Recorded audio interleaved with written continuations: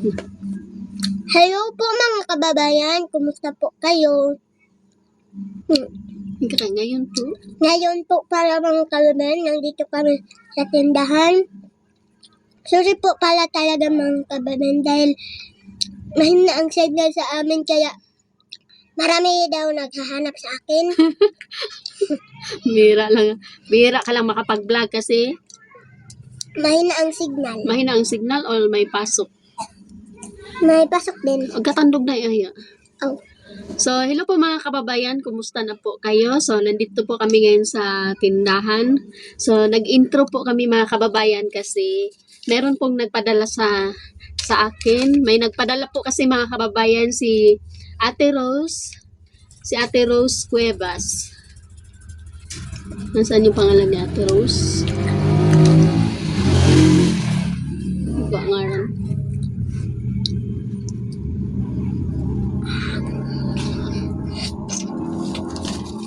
So, may pinadala po si Ate Rose, mga kababayan, na pinapabigay daw po kay Nanay Lorna. Kaya lang, meron po siyang, kaya lang po may pinabili po na, yung pinadala pala mga kababayan is 7,652. Ayan po. Nakikita ba? 7,652.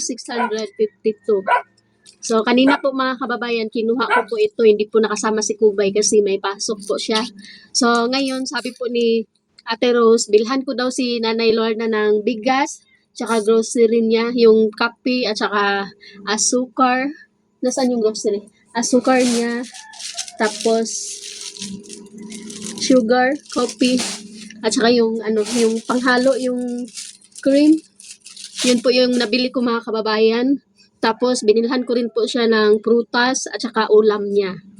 So, yung kay nanay po dito mga kababayan is 2.5 yung para kay Nanay Lorna. 2.5 po kay nanay. Saan na yung ibang lista ko dito? Yung kay Nanay Lorna is 2.5. Tapos, yung nabili ko po na bigas mga kababayan is 1,200. Nasaan yung resibo nito? May resibo ako nito. So, ito po yun mga kababayan, no? 1,200. So, dalawang sako po kasi yung binili ko po mga kababayan kasi meron po si Mitchi. Pinabilhan din po ni Ate Rose. Tapos, yung grocery po ni Nanay Lorna is 523. Tama ba? 523. Ito po yun kay Nanay Lorna. Resibo niya. Ito pala. Kasi kanina nung nasa counter po ako mga kababayan ay pinasipirit ko po talaga yung mga resibo. Yung para sa grocery. Ito po yung kay Nanay Lorna.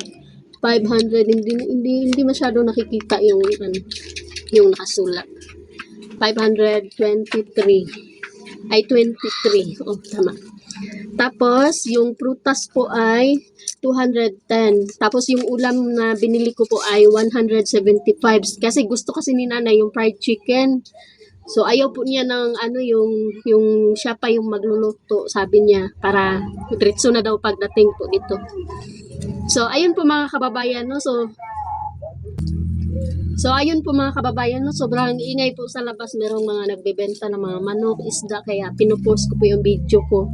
Tapos yung nagasto ko po lahat sa pera ni Nanay Lorna na 2.5 mga kababayan ay umabot po siya ng 2,108.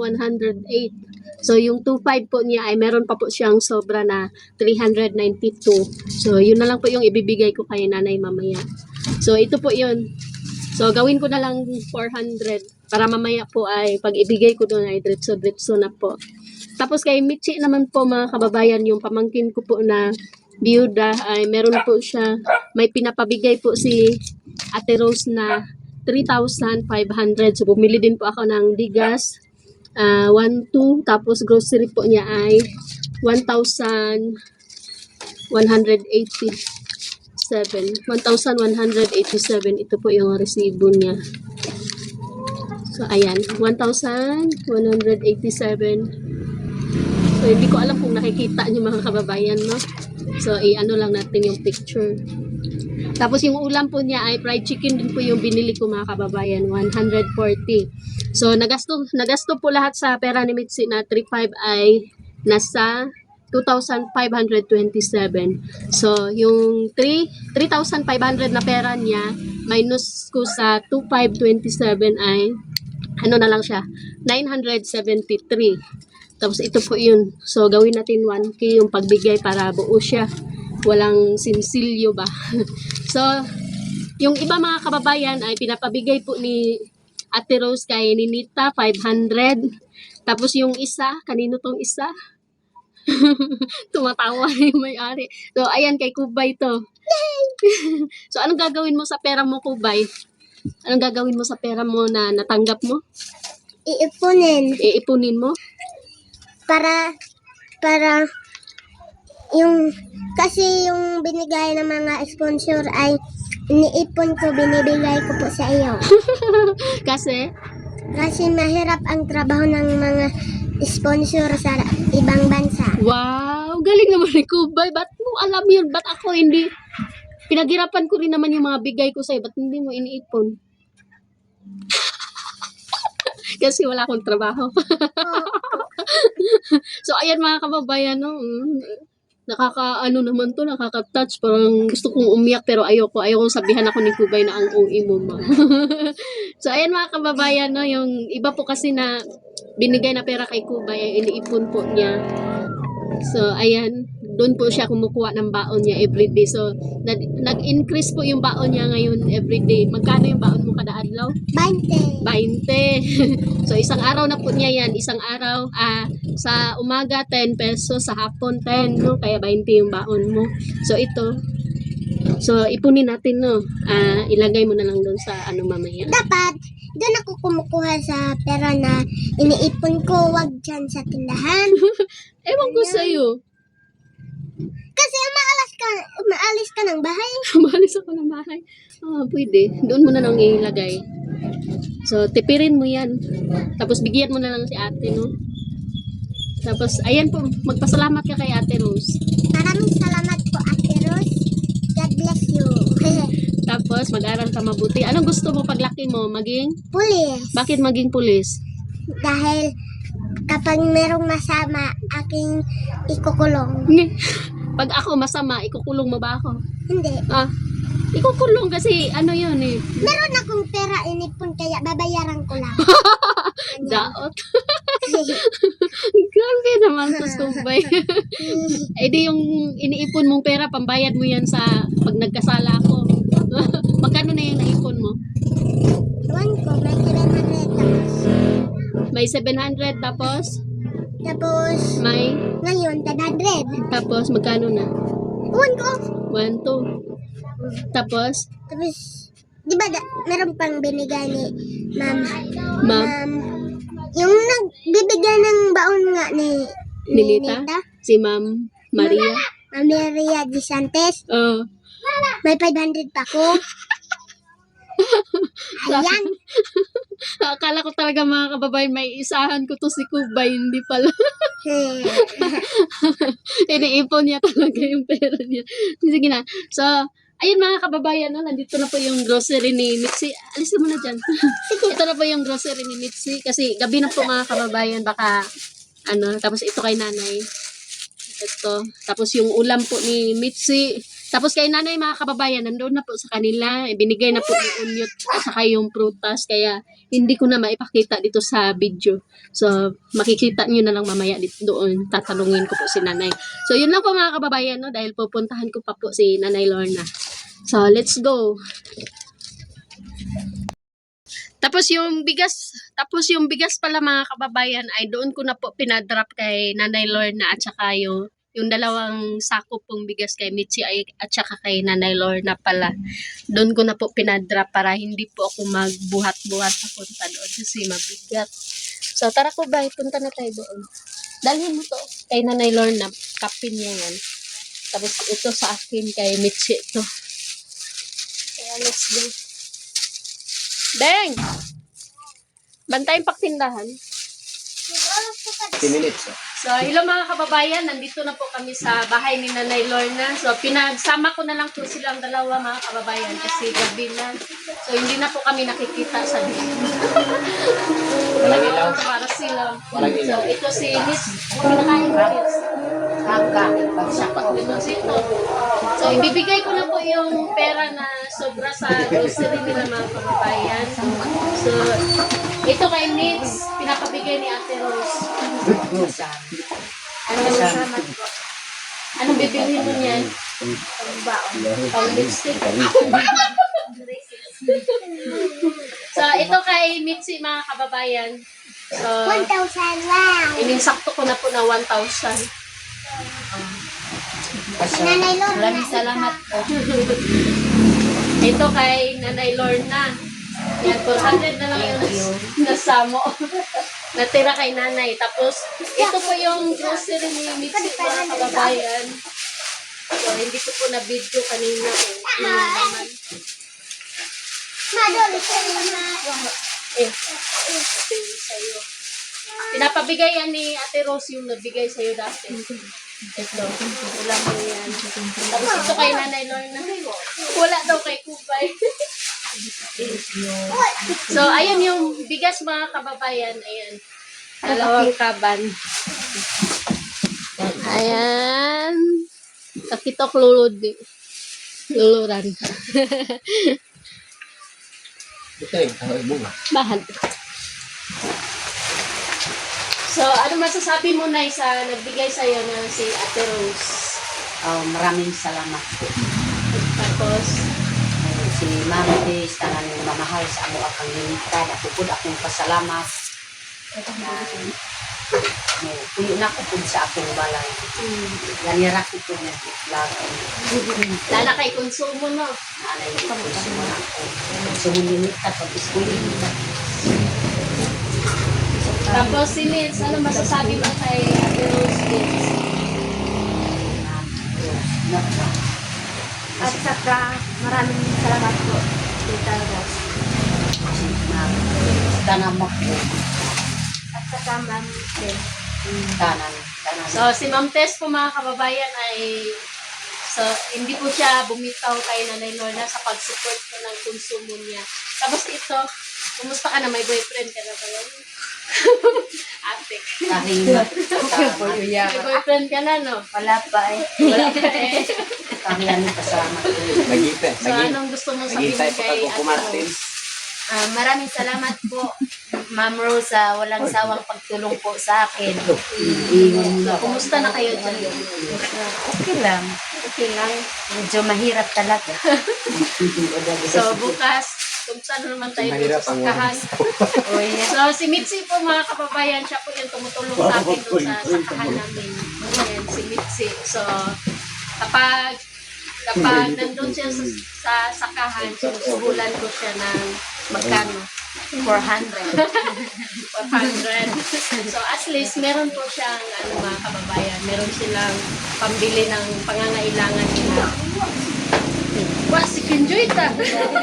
Ba't daw hindi ako pumili ng chicken joy para kay Kupay? So, meron naman doon Kupay, nandun sa bahay. Lahi ba? Ay na mo, uyan na to, pagkain rin. Lahi pa ni nanay. So, okay, nanay. So, yun lang po mga kababayan. No? Maraming salamat po sa walang sawa po na pag-support po sa aming mga vlog. So, hanggang dito lang po yung video namin. Maraming salamat po. Bye-bye. Bye-bye. Bye, I love. Panganangay ko lukuhan. Doon di ako naruto na kikuhon. So, hello mga kababayan. Nandito na po ako sa bahay. So, hindi ko pala nabanggit doon sa video mga kababayan na yung napadala po ni Ate Rose is 7,652. Tama ba yun? 7,652. Tapos yung total po lahat ng naipamigay ko at saka yung na-grocery ko po ay 7,000 po. Kasali na po yung naibigay ko kay Nanay Lorna na cash. Yung 652 po mga kababayan ay sabi po ni Ate Rose, pang gasolina na lang daw po yun. Pero hindi po namin ginamit sa gasolina yun mga kababayan kasi pinambili po namin ng namin, pagkain namin kanina kasi kasama namin si nanay kanina doon sa Panabo. Na paano na yung buhok mo na yun? Tanawa. Nagsitayuan na. Kuan sa hangin ba? So, ayan yung outfit ni nanay, napaka-sexy. So, nandito ngayon si nanay sa bahay namin mga kababayan kasi maghatid siya ng video niya. So, nag-vlog ka ganihan, nay? Oh. Nakapag-vlog daw po siya. So, mahirap lang po mag-upload dito mga kababayan kasi nasira po yung wifi namin. So, pag nag-upload ako, doon na lang sa kapitbahay ako magtambay. So, ayan mga kababayan, no? So, sorry po talaga dahil meron ako nakalimutan. Yung 652 po ay pinangkain po namin. Kasama namin si Unyot, si Sheila, tapos ako, tapos si Nanay Lorna. Tapos yung prutas pala, Nanay, hindi ko... Sikin. Hindi ko kanina nabanggit nung nandun tayo sa bahay. Yung prutas at saka yung chicken. Yung fried chicken po, yun hindi ko nabanggit. Tapos, yun pala, tsaka pala Ate Rose, yung bigas po ni Mitzi, yung nauna pong bigay niyo po sa kanya ay kakabukas pa lang po nung isang araw. So, hindi pa po ubos yung binigay mo nung una. Ngayon, pinabilhan mo na naman siya. So, meron pa po siyang pagkain. So, si Mitzi po ay nagtatrabaho po siya dito, doon sa sakahan ko ay sinusuhulan ko po siya kapag nandun siya nagtatrabaho. So, ayun, maraming salamat po sa iyo, Ate Rose. So, malaking tulong ka po sa pamangkin ko at saka lalong-lalo na po kay Nanay Lorna. Maraming salamat. Kasi marami siyang may apo siya doon sa bahay. So, tuwang-tuwa po yung mga bata, mga kababayan, no? Kasi bihira lang po sila makakakain ng yung fried chicken na favorite nila. So, sabi ko kasi kay nanay dati na magluto ako ng fried chicken pero hindi ko pa natupad, mga kababayan, kasi busy po ako. So, sa susunod na lang, nay, ha? No, sunod na lang. Magluto tayo ng fried chicken tapos turuan kita paano magluto para sunod ikaw na lang magluto noon saon pag-process. So, susunod na lang kay yun po yung favorite ni nanay. Kay ko fried chicken. Oh, akong paborito. Unsa man? Fried chicken. Fried chicken. Na. Fried chicken. Oh, okay. So, hanggang dito lang po yung video ko, mga kababayan. No? Pasensyahan nyo na po kasi bigla ko lang po naalala nung nandun ako sa kulungan ng baboy kasi nanganak po kasi yung baboy namin, mga kababayan. Kaya lang, po siya, nakakalungkot po kasi 92 days pa lang po siya nanganak na, kumbaga siya. So, premature po yung mga baby niya. So, lahat po ay namatay, wala pong nabuhay. So, dapat 115 pa po siya manganak. Kaya lang 92 days pa po ay nanganak na, kaya nakalimutan ko po yung ibang mga sasabihin ko sana kanina. So, ayun lang po, mga kababayan, no? Thank you po talaga sa lahat ng support niyo po sa amin. So, thank you. Bye-bye. Bye. I love you. Si nanay talaga. Ano yan, ma? Mother. Mulo na tayo ka. So, nagbalat po si mama ng kamuti, mga kababayan. Ipapakain niya sa aso namin. Sana all. Yung kakain yan, mga kababayan, si Kubay lang din at saka yung aso. Kaya binabalatan po yan ni mama. Kasi kasali na si Kubay dyan sa budget na yan. Yan po kasi yung kinakain ni Kubay, mga kababayan.